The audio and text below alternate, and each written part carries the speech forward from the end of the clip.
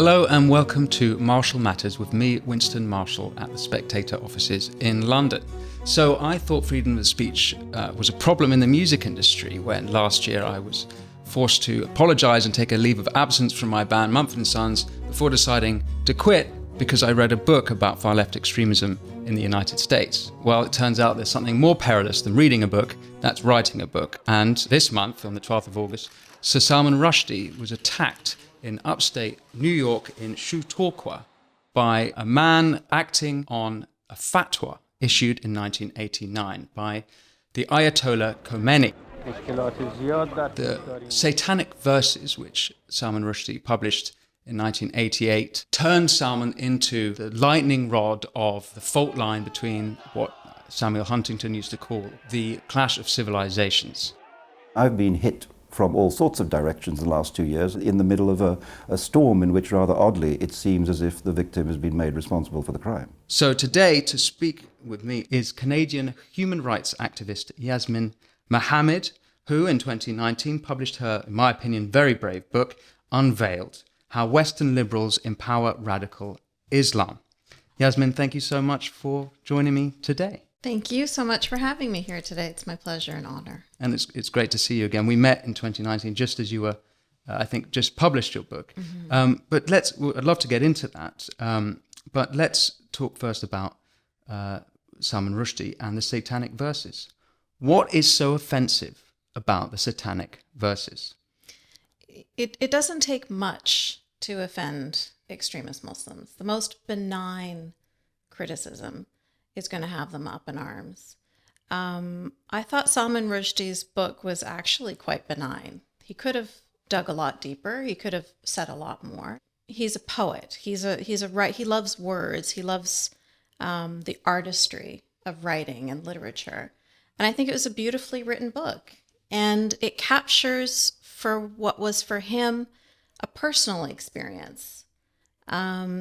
He didn't even really go beyond that. He just talked about, you could see so many parallels with his own life and with his writing of this book because, growing up Muslim, you are afraid to have certain thoughts and you are afraid to say certain things because of the reactions that are going to happen.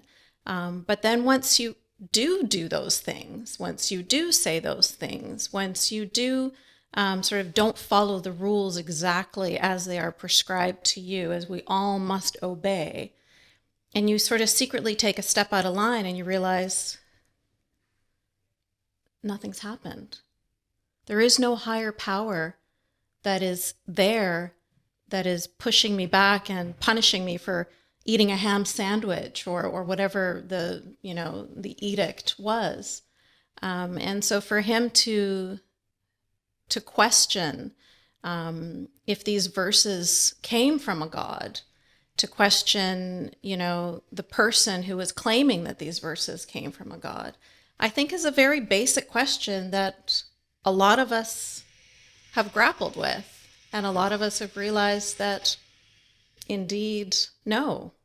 But you say they're benign, but your implication there and what you've just said is that as Rushdie was exploring these topics that were taboo topics within Islam, he must have known then it was not a benign act to discuss them further and really go into the specific, most controversial aspects of Muhammad's life. Now, the Satanic Verses themselves, the actual Satanic Verses that they refer to, can you tell us about what that specific part of Islam is? What's the story behind? I'll get this wrong, but Muhammad was supposed to have been told some sort of verses that weren't actually the word of Allah, and this implies his fallibility because he thought it was and wrote it. What's the story? So the story is that he is an illiterate goat herder, and he is in a cave, and he's fasting and staying solitarily in a cave. This is the Islamic story, not the story from the Satanic Verses. This is the story that we're told growing up Muslim. Yes. And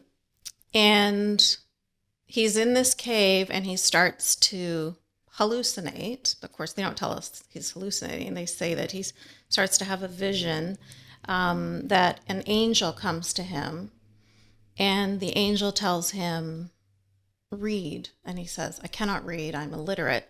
And then he says, read in the, in the name of your God, and blah, blah, blah. So essentially this Jibril, this angel, is acting as the conduit. So instead of God speaking directly to Muhammad, God tells Gabriel things and then says, hey, go tell Muhammad. And so then he comes down and he tells Muhammad, Allah says X, Y, Z. And so then Muhammad at that point, because he's illiterate, he has to tell a scribe, and then the scribe has to write it down. So it's the age-old game of telephone, and what happens when you've got that many different, from Allah to Gabriel to Muhammad to the scribe, it's natural to think, is this truly the word of God? It's been through a lot of hands, and things could have been misinterpreted or added or dropped out or changed in that, chain of events. But Muhammad is supposed to be infallible because he is the prophet. So that cannot be the case if it is. Yes, but any thinking human being, even a Muslim, you have those questions. You do think, okay, well, the Quran, first of all, wasn't even compiled until years after Muhammad's death.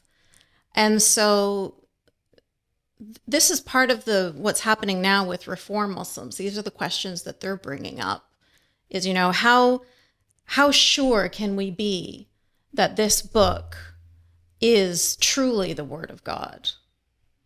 And they're using that to allow them to interpret some of the things that are written in there, to allow it to be a little bit more malleable than in the past. Well, the problem I've always put to Reform Muslims when I've met them is that through the Quran, it says over and over again, you must take this word literally for its word. So that's a real hurdle there for Reform Muslims to get over. Is it a hurdle that can be conquered, can be jumped, hurdled? You're absolutely correct, and I entirely agree with you, and I don't know what the answer is, but I'm not going to bother spending my energy trying to overcome that hurdle. I'd rather just walk away from the whole thing. But some people believe that it's worth their time and energy to try and overcome that hurdle. And to those people, I say, all the power to you. I completely support you, because those are people that are trying to bring Islam into this century.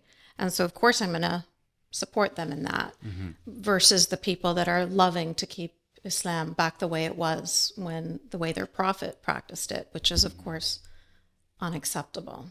So, having been raised a Muslim, I was hoping you might enlighten me as to Islamic blasphemy laws.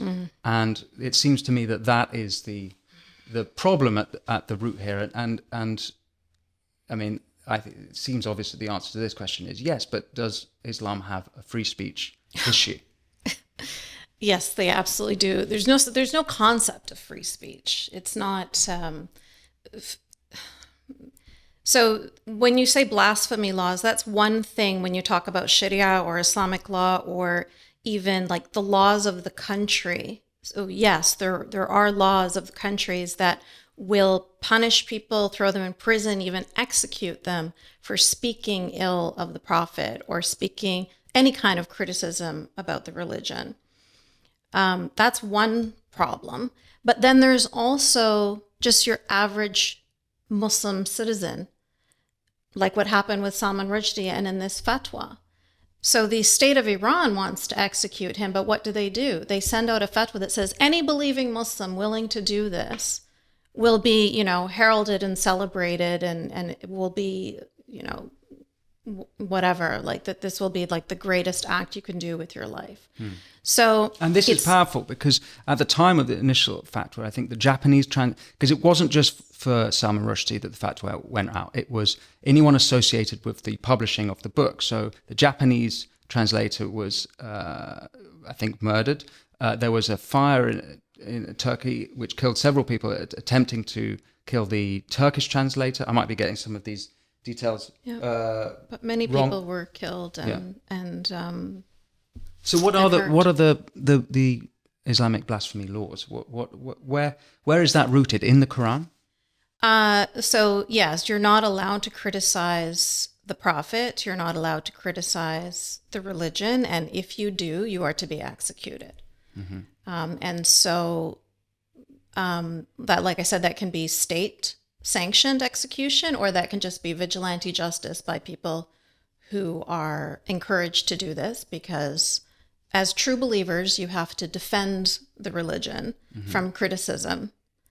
And then the third type of person who does that is the one who uses the term Islamophobia to quiet criticism. So it's really all on a spectrum. We're going to state-sanctioned execution, vigilante justice, which I could give you so many examples of that kind of thing happening. Just very briefly, Avjit Roy, who is a writer in Bangladesh, he was at a book fair with his wife, and he was hacked to death with machetes in the streets. His wife is still missing fingers from the machetes when she was trying to protect her husband. When was that? That was like 2016, I think. And that's another novelist. Yes. Yeah. And, and a young student in Pakistan,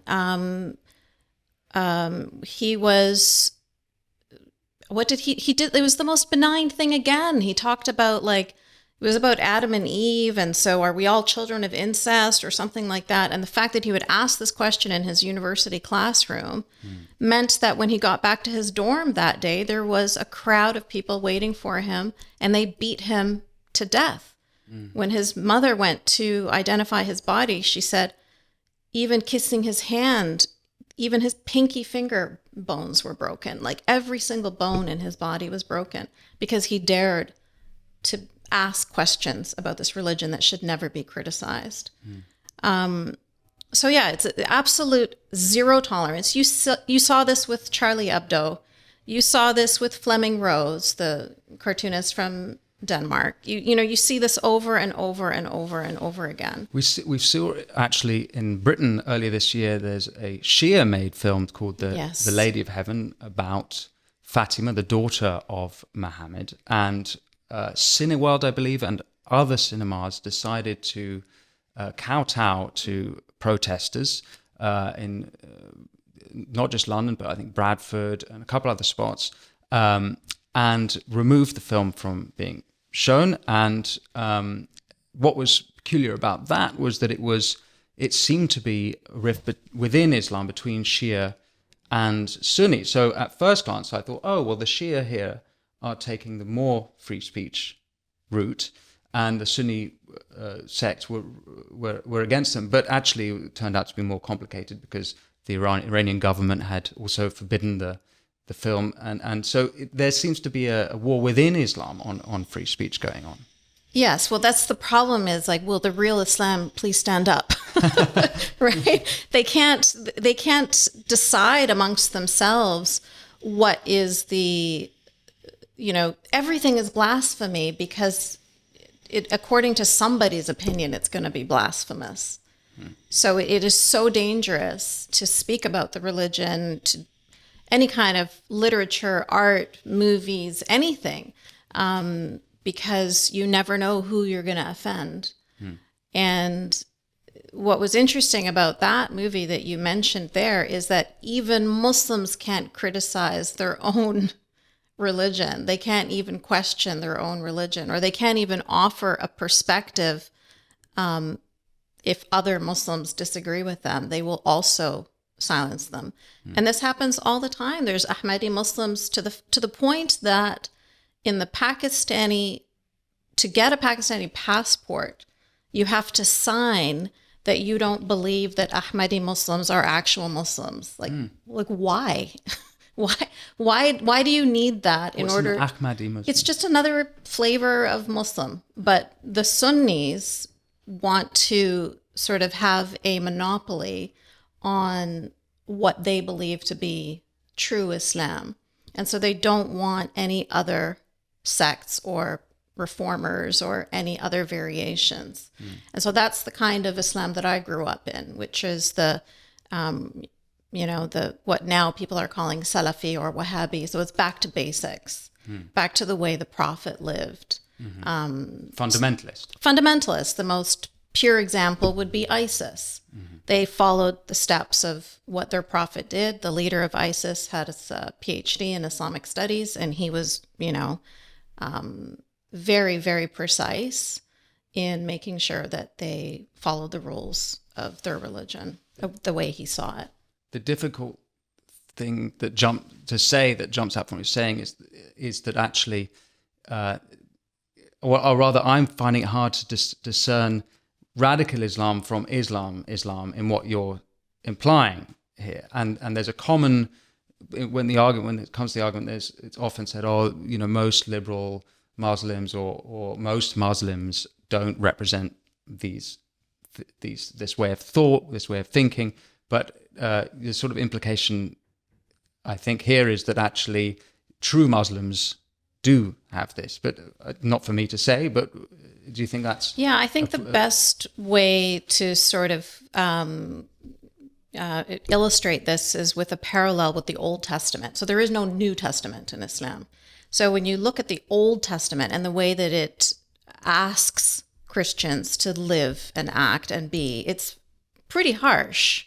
And you're going to have a difficult time finding Christian people that actually follow the Old Testament by the letter. And you're also not going to be able to find any countries that have laws from the Old Testament in their countries. Except that Israel is... The Old Testament is the Hebrew Bible. Right. So, yes. But, yeah, they like to think of themselves as a democracy. But yes, so this is... I also disagree. I disagree with... I believe in secularism. I think that there should be a complete separation of church and state entirely. But what I'm trying to express is that even though there is scriptural evidence for acting a certain way or for being a certain way in the Old Testament, most Christians do not follow it and do not live that way. That is a truth because they're following the New Testament. But what happens with Islam is the Quran is like the Old Testament. And that is the book that Muslims follow. So we kind of have to make a differentiation between Islam, the religion, and Muslims, the people, because the religion demands this. The religion says, for example, that, if you steal, to cut off your right hand and your left foot or whatever the barbaric rules are. But that doesn't mean that most Muslims are actually following those specific rules.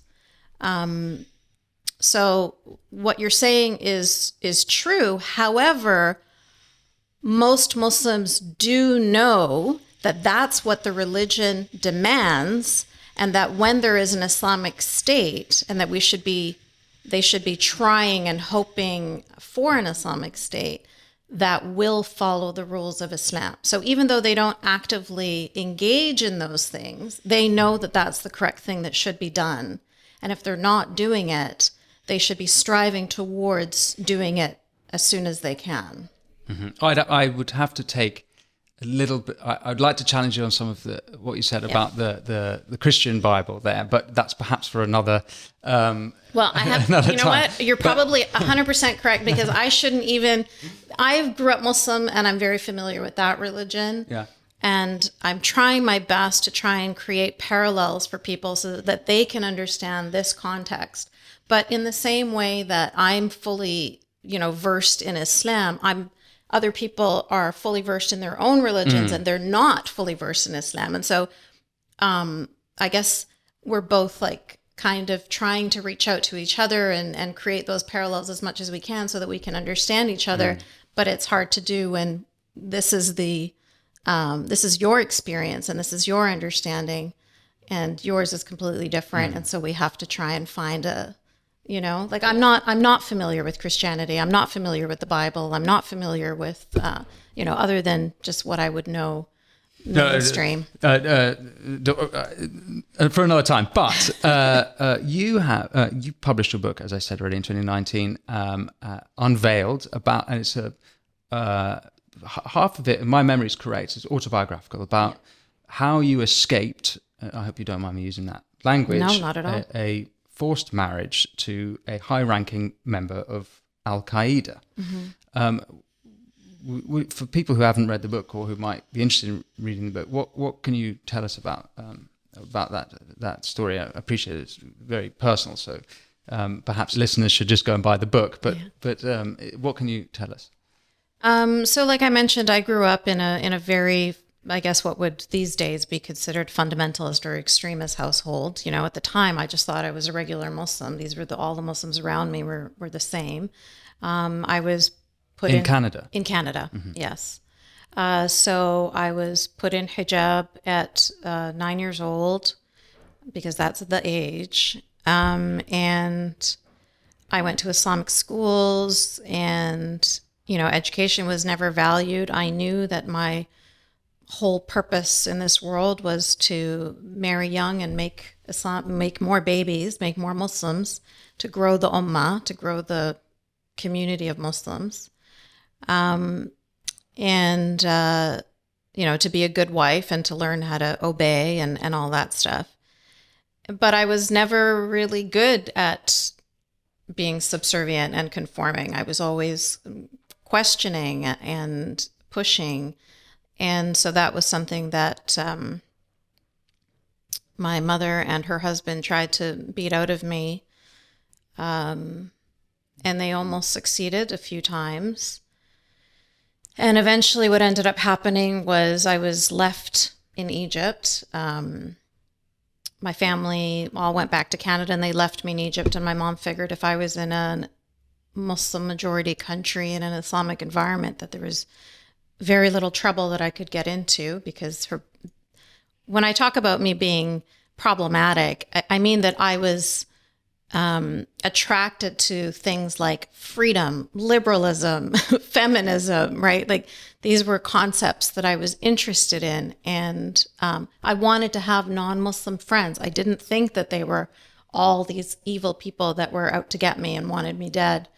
And so she figured if she left me there that I would straighten out or something.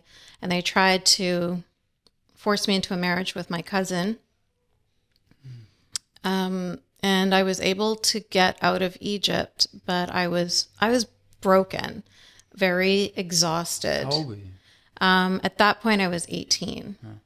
And I had been fighting with my mother my whole life, because when I was about 12 years old, I also went to one of my teachers, and then he went to social services and got the police involved. And, I took my mom and her husband to court for the way that they were abusing me. And that turned out very badly in my favor when the judge said that, this is your culture, this is your family, this is how they choose to discipline you. So he just left me. And so there was always this friction.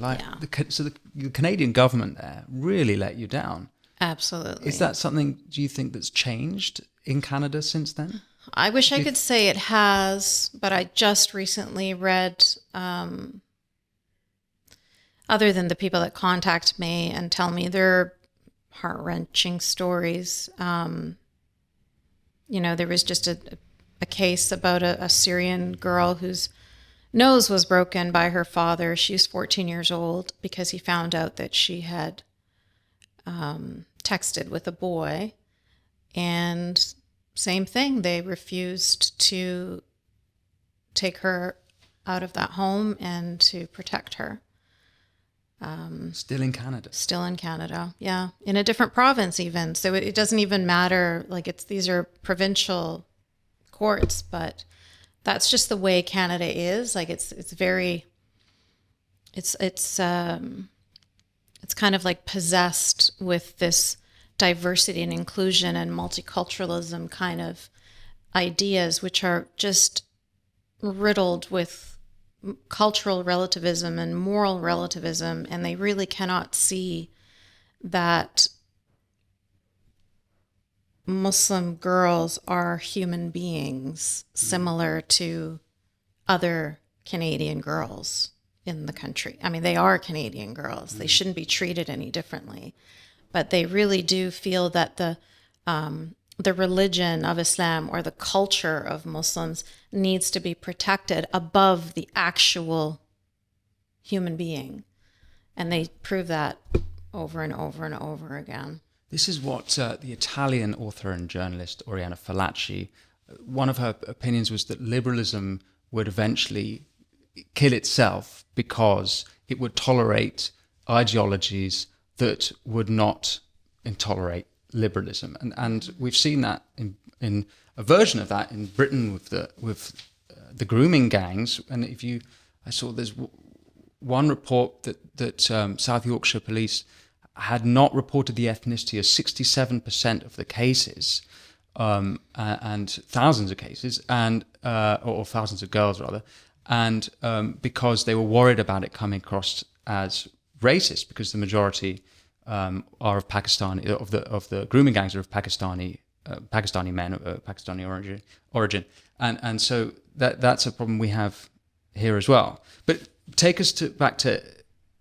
Egypt then. So you're 18, you're in Egypt. Mm-hmm. Your mother sent you there to. Yeah, well, I was 17 when I was sent there, but I was 18 when I was able to get out, between 18 and 19, and.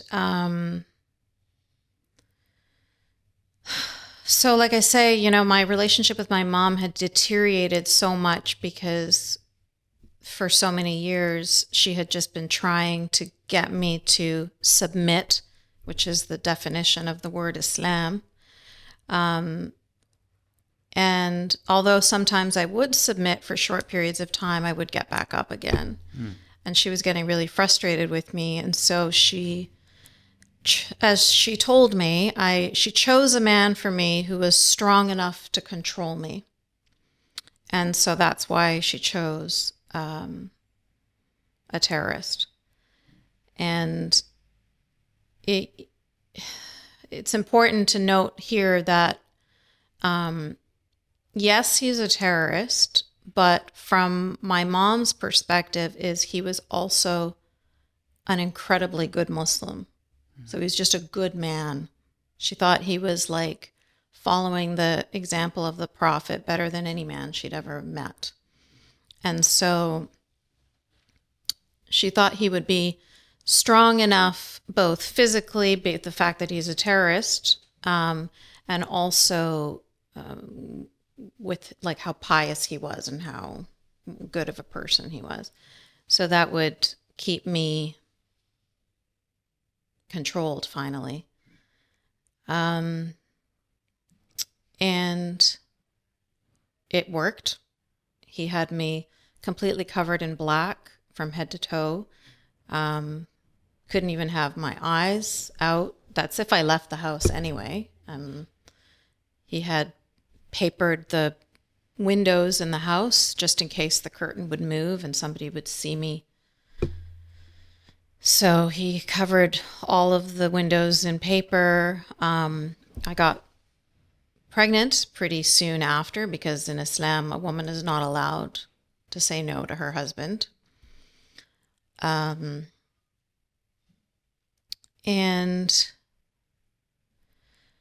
so I was really only leaving the house once a month to go to my prenatal visits to the doctor. Other than that, I never left the house. And once I had my daughter, that's when everything for me changed, because I felt like so much intense love for her and really wanted to support her and to have her be happy and to never know sadness and protect her. And I never wanted her to live the life that I had lived, the life that I was always trying to push myself out of. Now I have this beautiful little girl, and I'm going to condemn her to that life if I don't get us out. And, you have these thoughts, but at the same time, you are a completely demoralized, completely dehumanized young girl with a high school education and no support system whatsoever. And so even though I had these thoughts, I didn't have the courage to do anything about getting myself out. And, one of the moments that I remember feeling like I have to do, no matter what it is, I have to get my daughter out of this environment, was when she was just a baby and he leaned in and asked me when was I going to clean her? And I said, what do you mean clean her? She just had a bath. He's like, no, when are you going to get her fixed? And I was like, I don't understand what you mean. And then my mom says, oh, no. When she's 5 or 6 years old, we'll take her to Egypt and we'll get that done. And that's when I realized what they were talking about. And as any parent will know, when you have your baby in your arms and you would do absolutely anything to protect this baby from harm. And these two people are in the room talking about taking her to Egypt to get her cut with razor blades, So that was the moment I knew I had to get her out. I had to get myself out. And it's all in the book, but it obviously wasn't an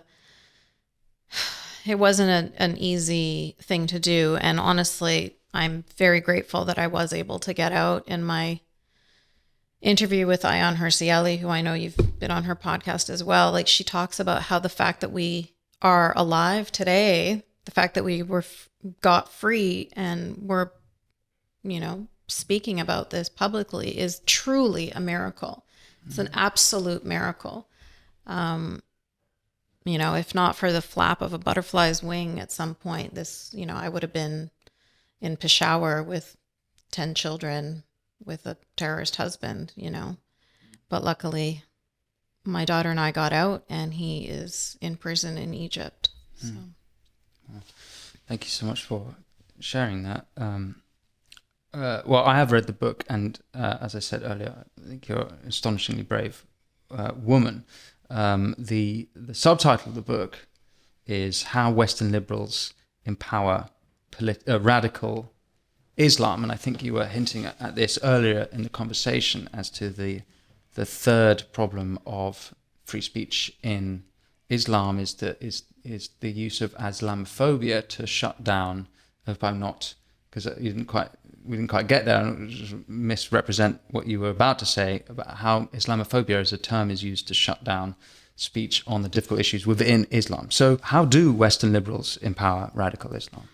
Well, I think even if we go back to your example of that Lady of Fatima movie, that's another perfect example. I give so many examples in my book, and unfortunately new examples are being, brought to light every single day. But for the film, the cinemas to capitulate to the mobs of people that were demanding that they stop showing this film, when they capitulate to this mob of bullies, it empowers them to continue. Every single time they win, they have such a huge morale boost, and they will truly say things like, you see how even the big, powerful West, the big, powerful Great Britain, you see how we can bring them to their knees because we have Allah behind us. That's why. So this is the kind of rhetoric you would have heard after 9/11. This is after Salman Rushdie was stabbed. This is the worst possible thing we can do. is empower them by capitulating to their demands. So one of the best responses to this was in France. So you'll remember the teacher Samuel Paty, who was beheaded as he was walking home to his wife and child after school one day.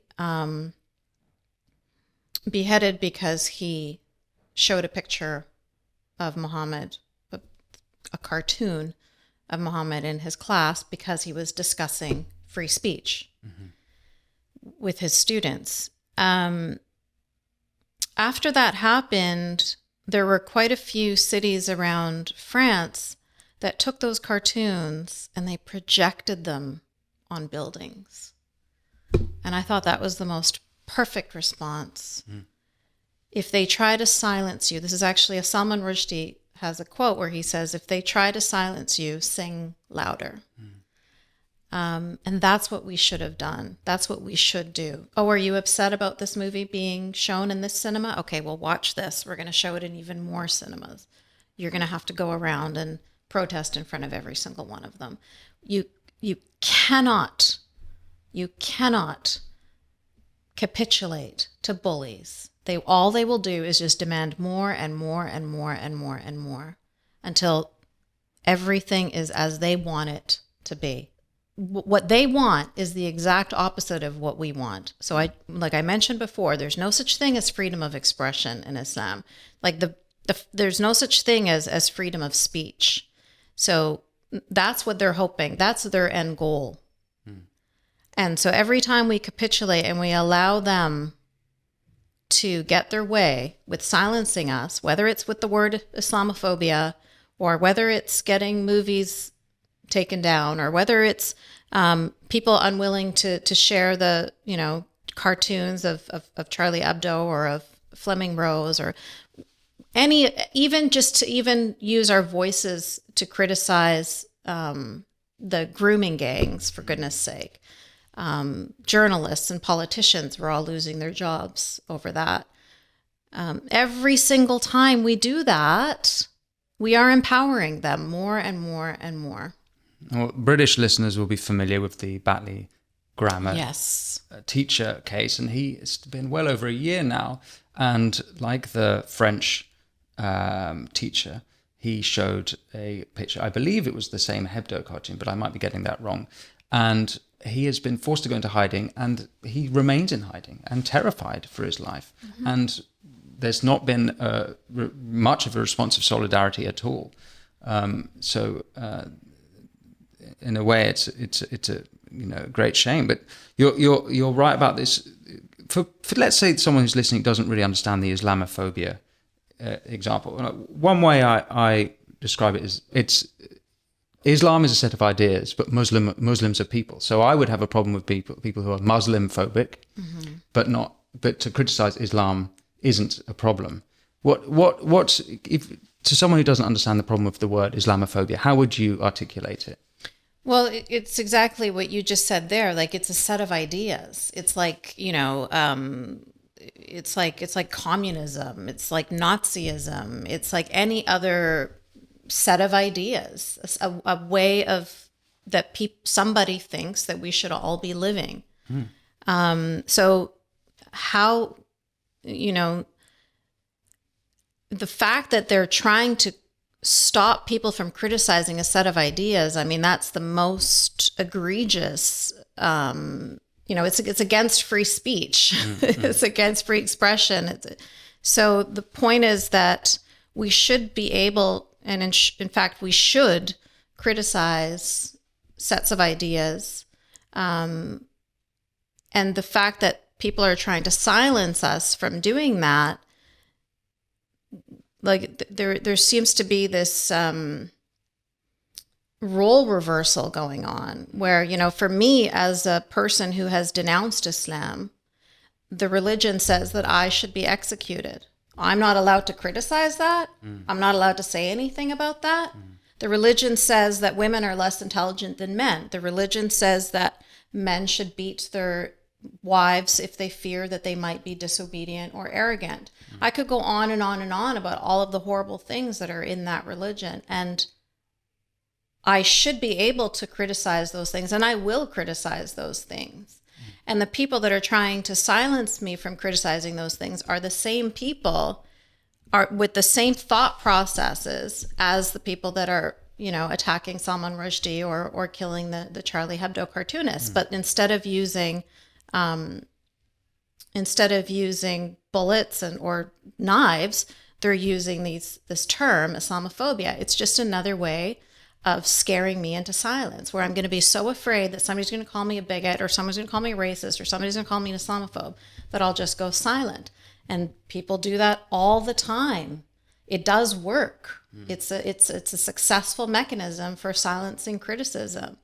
And there's no mechanism. Like what's very frustrating for me is that when people want to criticize, I'm going to talk about Christianity again, so you may have some other criticisms of me, but you can criticize Judaism, you can criticize Christianity, you can criticize Hinduism, and then what do the people from those groups do? They engage in conversation, they engage in discourse, and they say, actually, I think you misunderstood. This is the situation, or whatever it is. Like they engage with you. They don't try to behead you or burn down the building of where this criticism has come from, or whatever the situation may be, So it's like Muslims are so unwilling to come to the table and have rational discourse like rational human beings. You either have the extremists that are coming out with their guns and knives, or you have the Islamists that are coming forward with their Islamophobia, basically, again, silencing the criticism.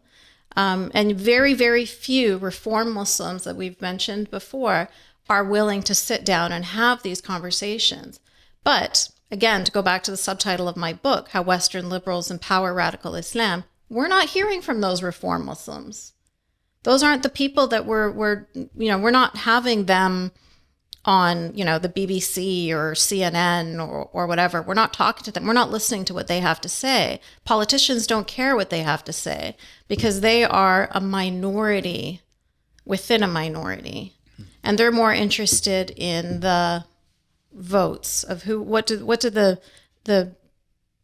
most Muslims believe or think, or, and that I think is the real tragedy here. I think that we need to be encouraging and empowering Reform Muslims who within their own religion are trying to make changes. Like I said to you earlier, I don't necessarily agree with what they're doing and how they're doing it, but I do certainly support them.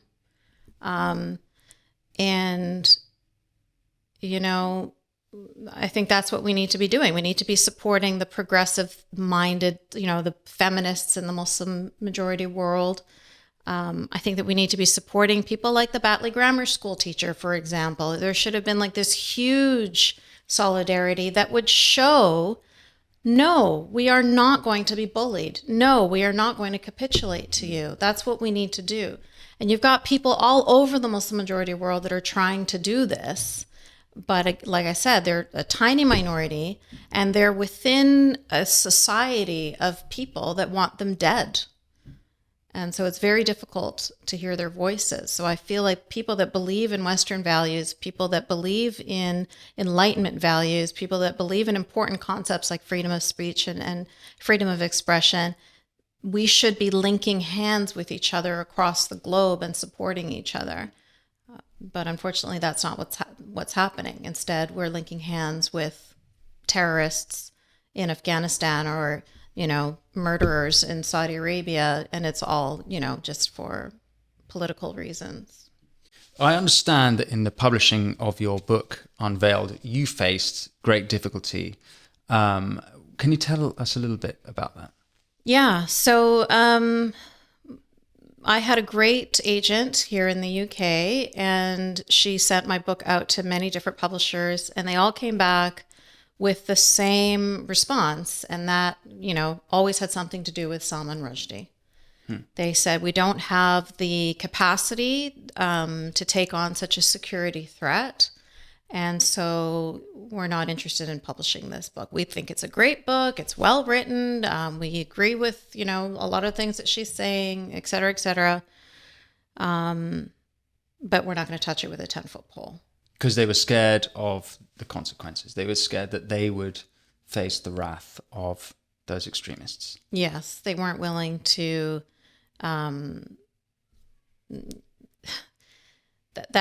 So basically, like what I was saying earlier, they weren't willing to stand up for their own values. They're not willing to stand up against the bullies. They're not willing to. So one can only defend imagine free speech. What books are not getting published. There's a British academic a very brilliant academic called Emma Webb, who described this recently in an interview on Andrew Dawes' show as internalization of Islamic blasphemy laws, Beautiful. In effect now, Westerners, and this comes to the title of your book, how Western liberals are empowering radical Islam, is that because people are scared of a Rushdie type response, and let's look at the publishing, they are now not publishing books, and so we are not, and it's winning, and that's quite a terrifying thought, and I wonder how many books we're not having the opportunity to read. And you did publish. You self-published? I did. I self-published because I got frustrated. I got tired of that response. I was speaking to Sam Harris, who is somebody who I greatly admire and respect. And I told him, I'm done. I'm sick of this whole thing. You know, the West can just burn itself. You know, I'm over it. I've tried to say what I needed to say. Nobody wants to hear me. All they want to do is silence me and demonize me, because it was not only coming from the Muslims, it's coming very strongly from the left as well. And so I felt like, you know, I'm over it. I'm not doing this anymore. And he sat on the phone with me for almost an hour, basically talking me off the ledge and saying, you know, you need to publish this book. You need to just self-publish this book. You need to get it out there. And I didn't believe him. I didn't want to do it, but I trusted him enough that I thought, well, I'll just do it. And it was essentially him and my husband who made it happen, because I was so demoralized at that point. And together they, you know, created the cover art, and they did everything and got it published. And I was really, really, really pleased to see the responses, because it was like you said, there's so many people out there that are thinking and feeling these same things, but they can't say it. And the fact that I had written down what they felt were their internal thoughts, they felt so less alone and so, validated. And so I was getting messages from all over the world, from people telling me how much they relate to my story, and telling me their stories, and saying that reading my story felt like reading their story. And, it's obviously been that part of it has been really wonderful to connect with so many people across the globe. But yeah, I'm still getting messages every now and then from random people who haven't even read my book, telling me what an Islamophobe I am. Full on American, born and raised, have nothing to do with Islam, have never known anything to do with Islam, but they feel that they have the right to judge me and to demonize me. The well, they arrogance. do have the right to do that. They do, sure but just the arrogance of it, just the arrogance of being so ignorant about something, and then feeling that you need to silence people who are trying to share their express their opinions about it. It's just... but you are you're sort of ignoring the hate and riding the wave of positivity and doing a lot of good. And I've seen that. And perhaps you can tell me about Free Hearts, Free Minds, your non-profit organization. Yeah, well, that's actually a perfect segue, because once my book, I started publishing chapter by chapter on a blog online. And when I was started to do that, I started to get inundated with messages from people all around the world who couldn't speak to their friends and family about what they were thinking and feeling, but they knew that they could share with me because I had already publicly expressed how my opinions. And so they were all writing to me and telling me their stories and sharing their situations with me. I mean, I had women from Saudi Arabia calling me from inside of like prisons. It's like this place where women who don't submit are thrown. I had this woman from Somalia calling me where her family members had found out that she didn't believe in Islam anymore, and they had alerted Boko Haram, which are a terrorist group, and she had 3 days to recant and to say that she was a Muslim again before they were going to execute her. Just the most atrocious things. And people are reaching out to me, and I'm like, I'm just a woman writing a blog. Like, I don't have the power. I don't have a magic wand. Of course, I would do anything that I can to support anybody that I can, but I did not have the capacity to do so. And it broke me. I ended up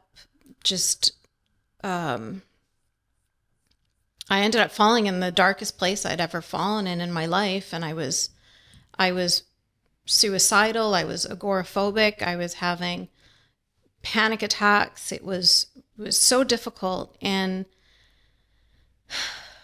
that's when I came to the thought of developing this organization, Free Hearts, Free Minds, which offers the support that these people need, but it's through professionals, not me, because I was not capable of doing it. I was already raw anyway, because I was in the middle of writing my book, which brought up all sorts of things that I had buried for decades and that I never wanted to look at. And suddenly I was trying to examine them to write it into this book. So I was already in a really fragile state. So what I do with Free Hearts, Free Minds is basically people know that they can trust me. And so they contact me looking for support. And then I can, at that point, refer them to therapists who can support them to overcome their religious trauma. And so we have 3 therapists that work with us, Aisha, Jessica, and Joanna. And I could not be more grateful and more proud of the work that we do. We have the most amazing team of people, and we have a really, really, it's like the light in a dark tunnel. It's 8 sessions of group support where they not only have an opportunity to work through their religious trauma, but they have an opportunity to find community again, which is what you lose when you're ostracized and excommunicated and fearing for your life. So, so I'm incredibly proud of my organization, Free Hearts, Free Minds, and it allows me to feel like I'm doing something positive in the tsunami of negatives that are constantly unfolding. You certainly are. That's absolutely wonderful and very inspiring to hear. Yasmine Mohammed, thank you so much for sharing your story and speaking with me today. It's been fascinating. Thank you so much. It was my pleasure.